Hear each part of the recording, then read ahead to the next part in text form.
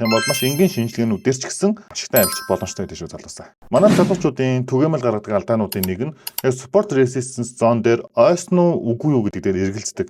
За тэгвэл яг энэ хэсэг ойсон байна уу эсвэл сэтэрсэн байна уу бүгдээрээ харцгаая. За ялангуяа анх forex сурж байгаа хүмүүс энэ хамаатай шүү. За тэгвэл өмнө хөдөлгөөн өсөөд буцаад унахдаа энэ дээр resistance үлдээсэн. За энэ resistance буюу эсэргүүцэл гэсэн үг шүү дээ. Resistance үлдээгээд за энэ resistance дараа нь ханш ирэхэд энэ дээр даралт өгч чадсан уу гэж байгаа юм. За манайхан бодвол чадсан одоо энэ бол унах байх эсвэл зүгээр сэтэрсэн юм чинь өсөх байх гэд янз бүрийн байдлаар хэлдэг. Тэгвэл үүнийг болохоор ерөөсөө сэтэрэлт гэж хэлэхгүй энэ бол bounce буюу ойлт. Яагаад гэж хэлж байна вэ гэхээр үндсэн resistance-ийн талбай буюу resistance zone гэж байгаа. Энэ зон дээрээс за хөдөлгөөн ирснийхаа дараа буцаад яг тухайн цаг шилжих үедээ яг зүү татсан. За зүү татсан гэдэг нь юу гэсэн үг вэ гэхээр яг энэ талбайг ерөөсөө сэтэлж чадаагүй гэсэн үг. Тийм учраас цаашдаа хөдөлгөөн яах магадaltaй вэ гэхээр үргэлжлээд унах магадaltaй. Үргэлжилж унахдаа дараагийн support zone буюу за ийшээ их нээлжинд дунаад за хэрвээ энэ support-ын дээрээс дэмжлэг авч чадахгүй бол үргэлжлүүлээд доош унах магадaltaй гэсэн үг. За тэгвэл одоо бүгдээрээ энэхүү ханшийг хэрхийг харцгаая.